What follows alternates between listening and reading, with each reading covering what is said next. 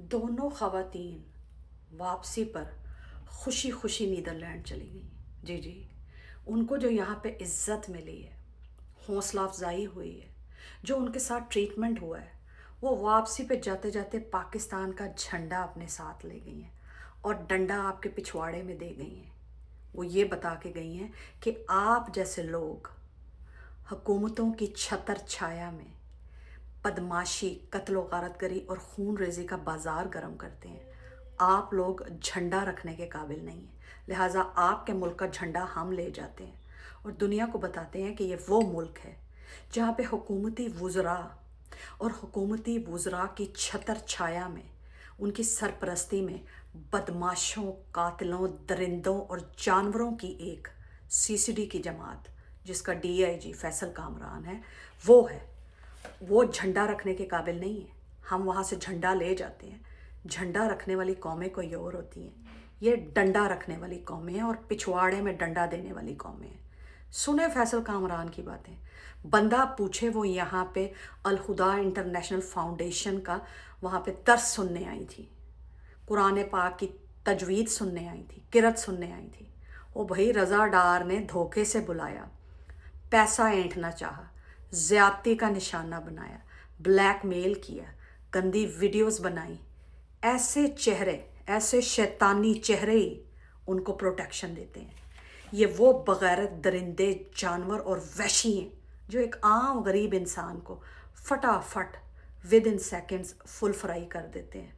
और जब बात आई रज़ा डार की, उस वक़्त इनकी पतलूनें गीली हो गईं, यूँ कहें कि इनकी कांपे टांगने लग गई, क्योंकि इनके आकाओं के बच्चे जब बदफेलियाँ करेंगे तो ये कैसे उनको हाथ डाल सकते हैं। ये भी तो गंद की पैदावार ही है ना। इनके हाथों पे भी मासूम पाकिस्तानियों के मावराए अदालत कत्ल के खून से हाथ रंगे हुए हैं ना। ये उनकी नहीं मानेंगे तो वो इनको फांसियों पे चढ़ा देंगे, ये उनको पकड़ने जाएंगे तो वो इनको धमकाएंगे।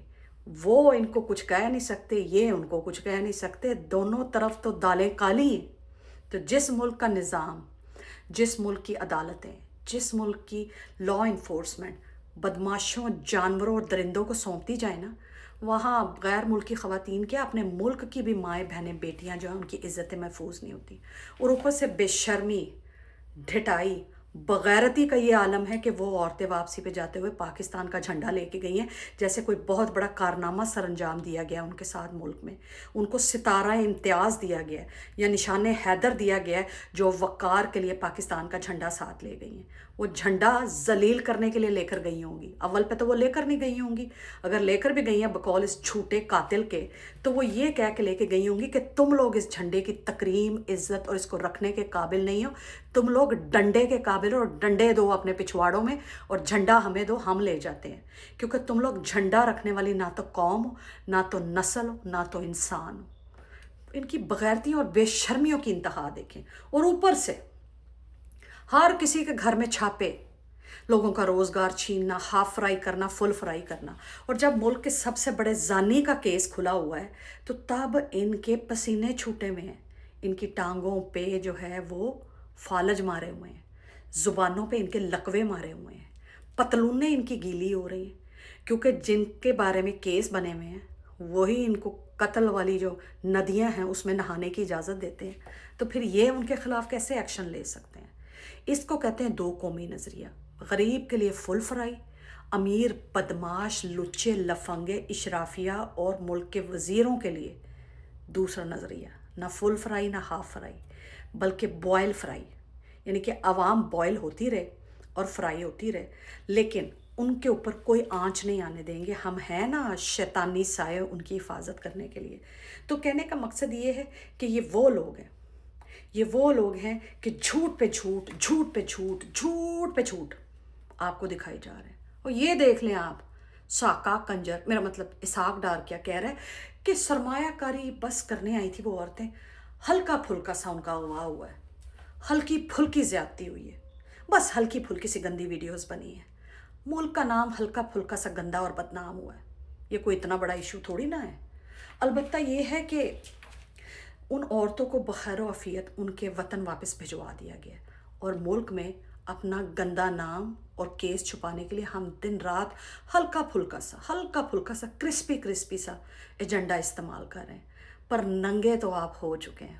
بادشاہ بھی ننگا ہے اور آپ کا ننگا کام بھی ننگا ہے، ننگے تو آپ ہو چکے ہیں۔ اب ازلوں تک یہ زیادتیاں اس ساکا کنجر، میرا مطلب اسحاق ڈار فیملی کا پیچھا نہیں چھوڑے گی۔ حرام کھائیں گے، حرام کی اولادیں پیدا کریں گے تو وہ معاشرے اور سوسائٹی میں حرام کام ہی کریں گے۔ اس لیے تو اللہ تعالیٰ کی ذات فرماتی ہے کہ اپنے بچوں کو کم کھلاؤ، تھوڑا کھلاؤ، لیکن حلال کا لقمہ کھلاؤ۔ حلال کے لقمے سے حلال اولادیں پیدا ہوتی ہیں، حرام کے لقمے سے پٹواری نسل کے گندے پٹواری اور ان کی جماعت کے حواری، اس طرح کی اولادیں پیدا ہوتی ہیں۔ ایک وہ آپ کے ملک کا لیڈر ہے جو اقوام متحدہ میں کھڑا ہو کے پاکستان کا وقار بحال کر رہا ہے، ایاک نعبد و ایاک نستعین، جو نبی کریم صلی اللہ علیہ وآلہ وسلم کی شان میں گستاخی کرنے والوں کے خلاف اسلام و فوبیا کا قانون لے کے آ رہا ہے، اس کے لیے ایک دن مخصوص کروا رہا ہے، ملک میں اسلامی جماعتوں کو OIC کو بلا رہا ہے اور گٹھ جوڑ کرنے کی کوشش کر رہا ہے، مسلمانوں کا وقار بحال کرنے کی کوشش کر رہا ہے، پاکستان کا وقار بحال کرنے کی کوشش کر رہا ہے۔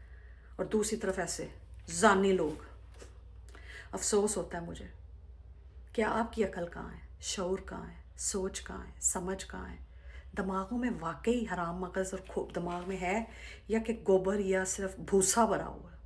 سوچا کریں، یہ آپ کے سوچنے کی بات ہے۔ آپ کا ملک ہے، آپ کے ملک کی عزت ہے، ہم اس ملک کا حصہ نہیں ہیں اب، پھر بھی ہم اس کی فکر کرتے ہیں اور اس کے لیے آواز اٹھاتے ہیں، جس کے لیے آپ کو تہ دل سے ہمارا شکر گزار ہونا چاہیے۔ بہت شکریہ۔ آپ کے سوچنے کی بات ہے، یہ آپ ہی کے ملک کے وزراء ہیں جو ملک کا نام ڈبو رہے ہیں، اور ایک وہ عمران احمد خان نیازی جو ملک کا وقار بحال کر رہا تھا، اسلام و فوبیا کے لیے دن مقرر کر رہا تھا، حضور پاک صلی اللہ علیہ وآلہ وسلم کی شان میں گستاخی کرنے والوں کے خلاف کھڑا ہو رہا تھا، ملک میں OIC کو بلا رہا تھا، اسلامی ممالک کو جوڑ رہا تھا، پاکستان کا وقار اور عوام کا وقار بحال کر رہا تھا، اور ایک طرف عاصم خنزیر نے اپنے جیسے ایسے خنزیر لا کے ملک مسلط کیے ہیں جو زانی اور زناکار اور ریپسٹ ہیں۔ اس سے ملک کا نام کیا بحال ہوگا؟ ملک کا کون سا وقار بحال ہوگا؟ پاکستان کا کیا نام اور وقار بحال ہوگا؟ عوام کا کیا وقار بحال ہوگا؟ بہت ہی افسوس والی بات ہے۔ یہ ملک آپ کا ہے، آپ نے رہنا ہے، ہم اس میں نہیں رہتے، ہم پھر بھی آپ کے لیے آواز اٹھاتے ہیں، جس کے لیے آپ کو شکر گزار ہونا چاہیے۔ بہت شکریہ۔